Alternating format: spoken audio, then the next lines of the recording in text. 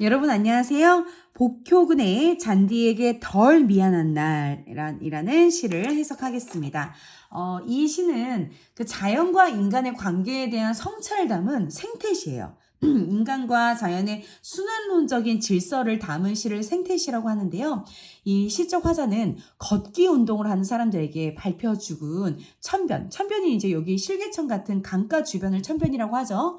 그러니까 걷기 운동하는 사람들에게 밟혀 죽은 천변의 주변의 잔디가 사람들의 몸과 마음에 일으킨 긍정적인 변화를 보고 이 자연과 인간의 조화로운 관계를 탐색하는 대로 나아갈 수 있다라는 조금은 독창적인 발상이 좀 참신하다라는 어떤 개성이 넘치는 그런 시입니다. 그러니까 어쨌든 이런 메시지를 통해서 작가는 인간과 자연의 순환적인 질서와 조화로운 관계에 대한 성찰과 또 새로운 인식의 기회를 제공하고 있는 그런 시예요. 자, 이 시가 좀 낯설 겁니다. 좀 아주 출제가 많이 되는 시가 아니라 이번에 모의고사의 출제가 최근에 됐었기 때문에 이번 시험 범위에 들어간 것 같아요. 다시 한번 시인과 제목을 외울까요? 복효근의 잔디에게 더 미안한 거 아니야? 덜 미안한 날. 자, 제목을 외워라. 자, 뭐라고요? 복효근의 잔디에게 덜 미안한 날. 자, 시를 들어가기 전에 이제 개괄적인 거 한번 봅시다. 자유시 서정시고 좀 특이하게 자연의 순환론적인 질서를 좀 담았을 때 생태시라고 합니다. 그냥 외우시면 돼요. 되게 감각적이에요. 이 시가 우리가 어떨 때 감각적이라고 하냐면 단순하게 시각적인 것만 쭉 있을 때 굳이 감각적이라고 말 안 해요. 웬만한 시는 다 시각적이니까요. 근데 뭐 시각인데 색깔이 좀 나오거나 컬러, 색깔이 나오거나 시각을 제외한 나머지 감각, 뭐 후각, 미각, 어떤 청각 이런 게 좀 한두 번 나오면 감각적이라고 하는데 이 시는 이제 보면은 시각적인 거, 그 푸른 색깔 나오면 되게 감각적인 거야. 그래서 푸른이라는 어떤 색채어가 있어서 감각적이기도 하고요. 어때요? 말소리가 청량하랴. 와, 청각도 있고요. 웃음소리, 청각, 풀꽃 냄새, 후각까지 있습니다. 그래서 이 시가 되게 감각적인 거죠.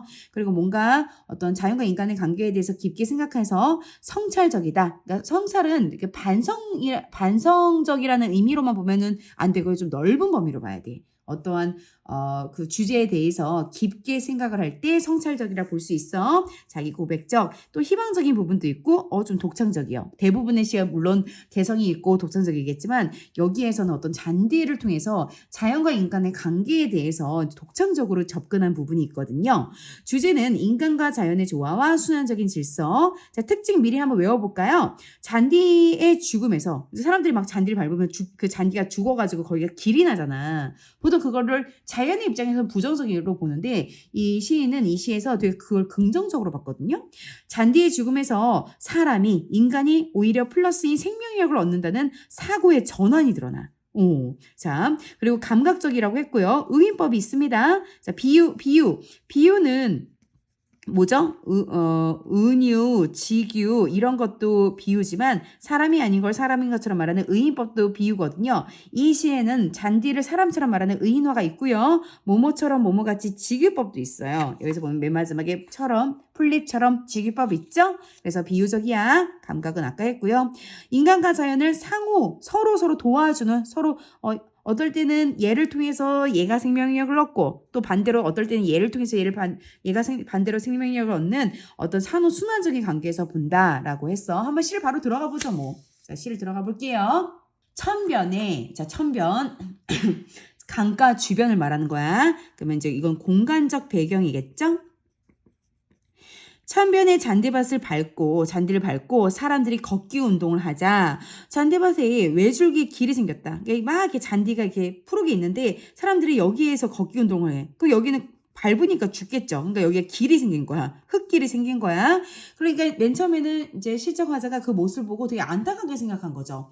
그래서 걷기 운동을 해서 잔디밭에 외줄기 길이 생겼다라는 것은 어떤 일반적으로는 자연을 파괴하는 모습이죠. 파괴하는 그런 행위고 상태죠.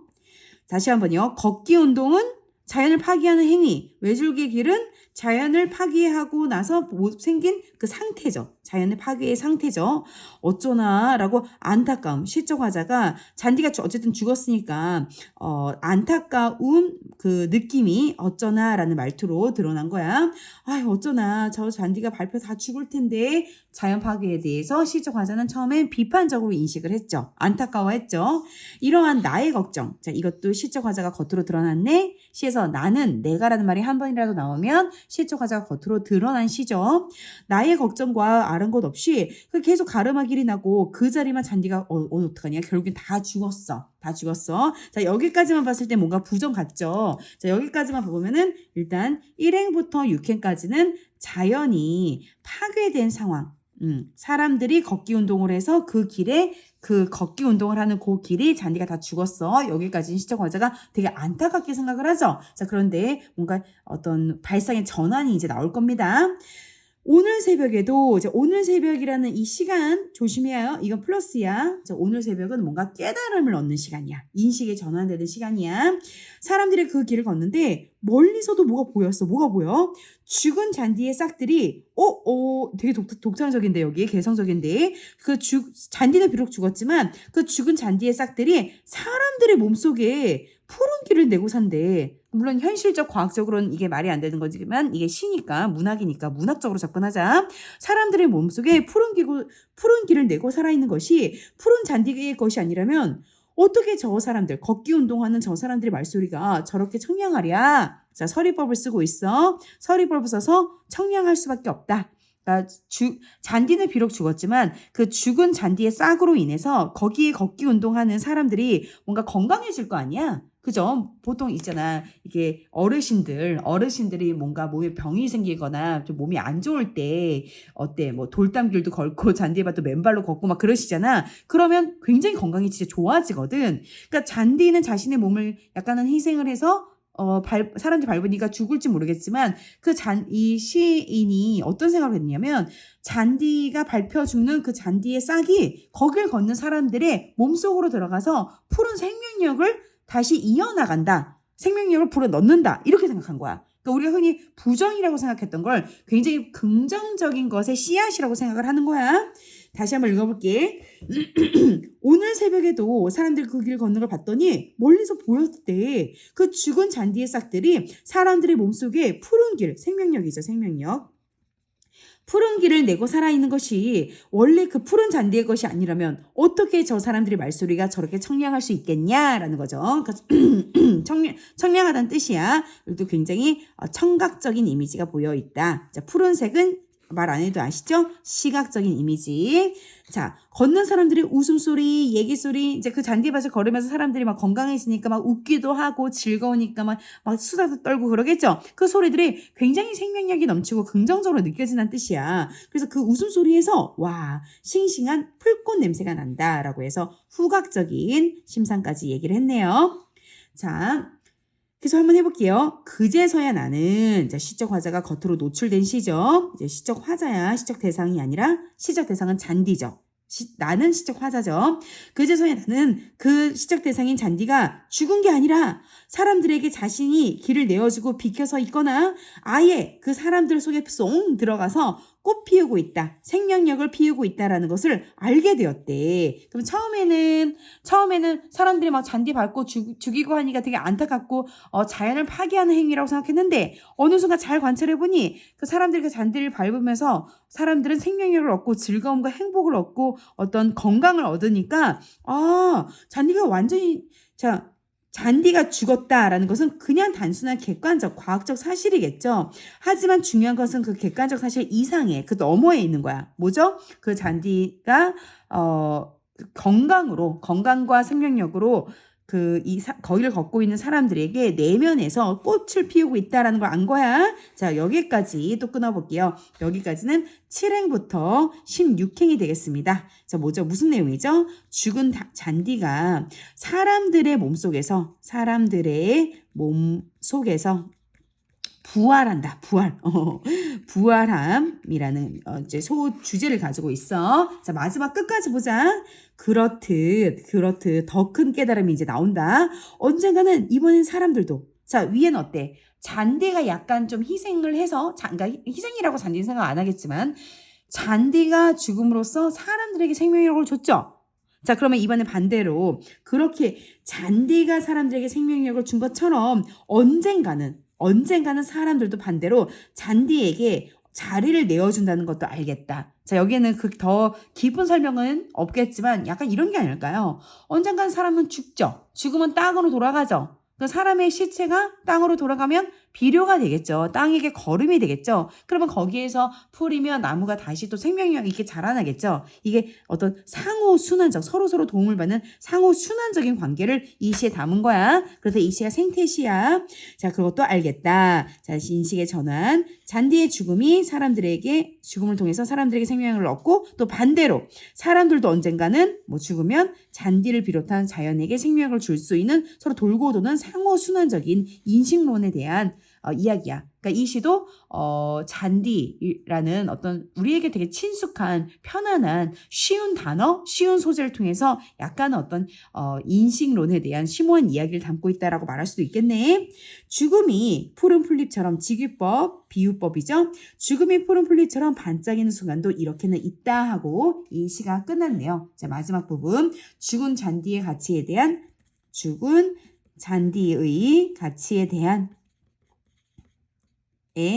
새로운 인식.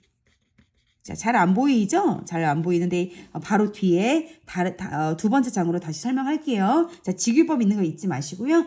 그리고 이 부분은요, 역설법으로 아마 문제가 출제될 수 있습니다.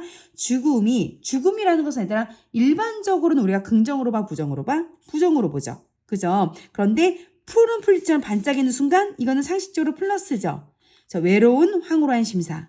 이런 거 긍정과 부정이 같이 갈 때 역설법이라고 하죠. 그래서 이 부분은 역설법이다. 근데 더 중요한 게 있어. 항상 강조하는 게 역설법은 겉으로 표면적으로 봤을 때는 모순이고 뭔가 앞뒤가 안 맞고 말이 안 되는 것 같지만 한 번만 더 깊게 들어가면 오히려 역설법이 없는 다른 부분보다도 오히려 정말 강조하고 싶은 깊은 진리가 있을 때 역설법을 쓴다라고 했습니다. 그래서 대부분의 시가 만약에 역설법이 쓰이면 주제행위 역설법을 썼을 거다라고 말했는데 이 부분도 가장 중요한 마지막 부분에 역설법을 썼어요. 그래서 역설법 겉으로 죽음이 푸른 풀잎처럼 반짝이는 순간 겉으로는 죽음이라는 부정적인 게 어떻게 푸른 풀잎처럼 반짝여? 말이 돼? 이 역설법이지만 그 속뜻은 앞에서 우리가 느낀 것처럼 잔디가 죽음으로써 푸른 풀잎처럼 사람들의 몸속에 들어가서 새로운 푸르른 생명력과 건강을 선사해 줄 수 있다. 라는 거죠. 더 나아가서 사람들도 똑같이 언젠가는 이 다음에 죽음으로써 푸른 풀과 나무와 자연에게 어떠한 걸음으로써 생명력을 다시 부여해주는 그런 순환적인 서로 돌고 도는 상호 보완적인 관계가 될 거다라는 겁니다. 자, 그러면 일단 다시 한번 복효근의 잔디에게 덜 미안한 날 특징을 한번 보고 다음 페이지 필기된 걸 한번 복습해 볼게요. 주제도 외우시고요. 주제 다시 보니까 지금 많이 와닿죠? 인간과 자연의 조화와 순환적인 질서. 자, 특징이 어떤 잔디의 죽음에서 인간의 생명력을 얻는다는 사고의 전환. 감각적이다. 되게 감각적이야. 비유, 직유도 있고 의인도 있었죠? 의인법. 상호 순환적 관계로 바라본다라고 했어요. 자, 그래서 한 번만 더 복습을 간단하게 하고 이 영상도 마무리하겠습니다. 자, 천변 잔디밭을 밟고 자 공간적 배경, 자연의 공간, 인간에 대해 파괴되는 공간, 사람들이 걷기 운동을 하자. 걷기 운동은 자연을 파괴하는 행위, 외줄기 길이 생겼다. 자연이 파괴된 상태. 아유 어쩌나 잔디가 밟혀 죽을 텐데 그 시적 대상에 대한 시적 화자의 걱정을 말하는 거죠. 자연 파괴에 대한 화자의 비판적 인식 또는 안타까움을 말합니다. 이런 나의 걱정과 아랑곳 없이 가름할 길이 나고 아직까지는 이걸 자연 파괴로 본 거죠. 그 자리만 잔디가 모두 죽었다까지는 이제 좀 부정적인 뉘앙스가 있었어. 1행부터 6행까지는 자연이 파괴된 상황이야. 자, 하지만 전환되고 인식의 어떤 발상의 전환이 있다라고 했죠. 오늘 새벽 중요합니다. 깨달음의 시간. 이게 어떤 반전을 일으키죠. 사람들이 그 길을 걷는데 시간적 배경, 깨달음 얻는 시간. 멀리서 보였다. 뭐가? 죽은 줄 알았던 죽은 잔디의 싹들이 사람들의 모습에 푸른 길을 내고 살아있는 것. 그렇죠. 그 길을 걸음으로써 잔디는 죽겠지만 사람들은 건강을 얻죠. 즐거움과 웃음을 얻죠. 그게 사람들의 저 생명력, 건강, 그게 원래 푸른 잔디 것이 아니라면 어떻게 저 길 걷는 사람들의 말소리가 저렇게 청량하랴? 라고 했어. 자, 이 부분, 자, 서리법이 쓰였다고 해서 서리법을 통해서 서리법 쓰면 어떤 효과가 있죠? 강조가 되죠. 항상 어떤 표현 기법을 쓰면 어떤 효과가 있냐? 대부분 강조죠, 강조. 푸른 길은 생명력을 말하고요.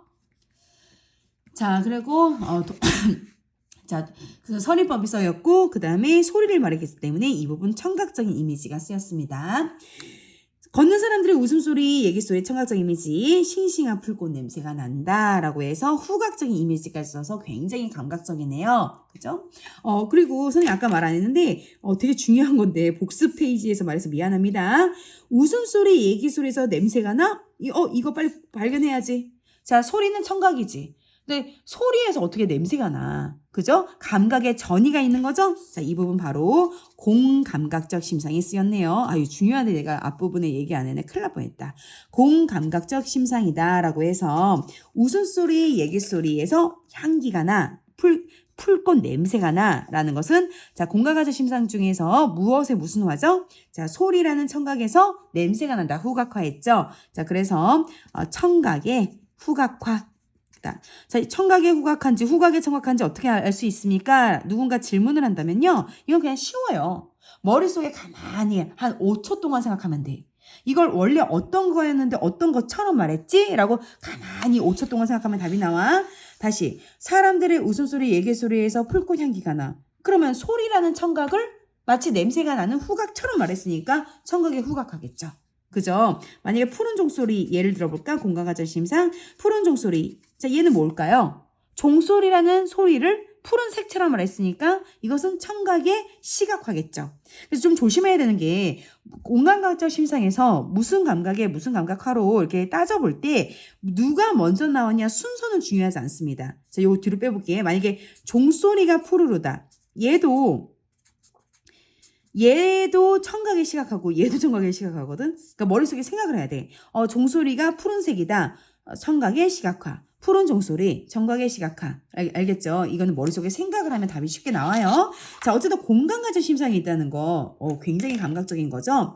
그제서야 나는 지적하자. 잔디가 죽은 게 아니구나. 그러니까 잔디가 죽었다까지만 보면 그냥 단순한 객관적 사실이죠. 근데 이면적으로는 그렇지 않다는 거야. 잔디가 죽음으로써 거길 걷고 있는 사람들이 생명력을 얻게 됐죠. 사람들에게 길을 내어주고 비껴서 있거나 아예 그 잔디가 죽은 게 아니라 사람의 몸속으로 들어가서 꽃 피우고 있다. 생명력을 꽃 피우고 있다는 걸 알게 되었다라고 해서 화자의 깨달음이야. 자, 괜찮죠? 그렇듯 깨달음의 말투죠. 반대로 언젠가는 사람들도 죽어서 자신의 몸이 거름이나 비료가 돼서 잔디에게 생명력을 주거나 자리를 내어줄 수도 있죠. 언젠가는 사람들도 잔디가 밟혀 죽어준 것처럼 잔디에게 자리를 내어줄 수도 있다. 이런 것도 알겠다. 한 번 더 깨달았네요. 자, 여기 잘려서 선생님 필기했어요. 죽음이 푸른 풀잎처럼 지기뻐 반짝이는 순간도 이렇게는 있구나 하고 끝까지 뭔가 깨달음으로 여운을 남기고 있고 역설법까지 쓰였습니다. 죽은 잔디가 사람들에게 긍정적 영향을 주듯이 이 그렇듯에 대한 설명이야. 죽은 잔디가 사람들에게 긍정적 영향과 생명력을 주는 것처럼 반대로 사람들도 죽은 잔디에게 그렇게 해줄 수도 있다라는 거죠. 자, 마지막 부분은 죽은 잔디의 가치에 대한 어떤 새로운 인식 발상의 전환을 이야기했습니다. 자, 이렇게 복효근의 잔디에게 덜 미안한 날도 끝났습니다. 자, 선생님이 오늘 굉장히 빠르게 영상 3개를 연달아 빠바바 라고 찍었고요. 내일 우리 이제 편집자분이 출근을 하시면 바로 올려드릴게요. 자, 우리 학생들 이 영상이 유튜브에 올라갈 수도 있고 그냥 우리 학원 밴드에도 올라갈 수도 있는데 아무튼 어디에 올라가든 밴드에는 안내될 테니까요. 앞에 중세국어 문법 지금 이 시간에 아직도 뭐 절반 이상 안 봤다. 진짜 큰일 납니다. 진짜 중세국어 문법이 선생님이 영상이 한 10개 되죠? 자, 그러면 어때요? 문학도 지금 선생님이 3개 올렸고 하나 더 이렇게 해야 되잖아요. 그러면 문학 현대시도 4개 올라가고 관동별곡이 아마 영상이 한 5개 될걸? 관동별 너무 길어가지고 어떻게 그러니까 얘들아 지금 진짜 정신 차려야 돼. 밴드 영상 안 보면 안 돼. 지금 그래도 시험 3, 4주 남았을 때 봐. 중세국어 문법이 한 한 8탄, 7, 8탄, 6탄인가? 아, 근데 7, 8개까지 나올 거야. 한두 개 더 찍을 거야, 내가. 그러면 이제 중세국어 문법이지. 그럼 6탄까지 내가 찍었나? 그럼 이미 봤어야 된다. 그러면 현대시 4개. 지금 오늘 3개 찍었고, 내일 하나 찍을 거니까 이것도 바로 올라갈 거고. 현대시. 그 다음에 관동별곡, 얘가 이제 여기서 문제가 다 나올 거라서. 얘가 지금, 최소 4개거든? 얘 아직 안 찍었거든? 그리고 뭐야? 비문학 독서. 이번 시험 보면 비문학 독서 지문 2개죠. 그러면은 이제 여기서 한 8개, 여기서 4개, 관동별거 적게 찍어도 4개, 독서 비문학 지문 2개. 뭐야 이거? 12개. 선생님 산수가 안 돼. 야, 한 18개, 많게는 20개. 또 은유쌤도 아마 교재에 대해서 영상 아마 교재에서 이제 그 많이 틀리는 문제 위주로 올리실 수도 있거든요. 그러면 이제 20개야. 그러니까 지금 영상 밀리서는 안 된다고. 게다가 여기 중세국어 문법 같은 경우는 선생님이 2번씩 봐야지 이해된다고 했지. 선생님 전 다 이해되는데요. 아니 얘들아 최소 2번 봐야 된다고. 진짜 이게 기억이 안 나. 2번 봐야 돼. 여기 나머지는 모르겠지만 여기는 2번. 얘들아 어쨌든 그래도 다행히 지금 이 이야기를 시험 1, 2주 전에 말하는 게 아니라 그래도 아직은 시험이 4주 이상 남았습니다. 대박이죠. 그래도 선생님이 이번에 부지런히 학원 교재도 빨리 나오고 지금 영상도 진짜 와 선생님도 미루기 대장인데 이렇게 빨리 선생님 맥콜 먹는다. 맥콜 먹는다. 자 그래서 이렇게 하는데 니네가 밀리면 안 된다고. 니네가 밀리면 알겠죠? 아이고 지금 얘들아 지금 선생님 지금 새벽 12시야. 안녕.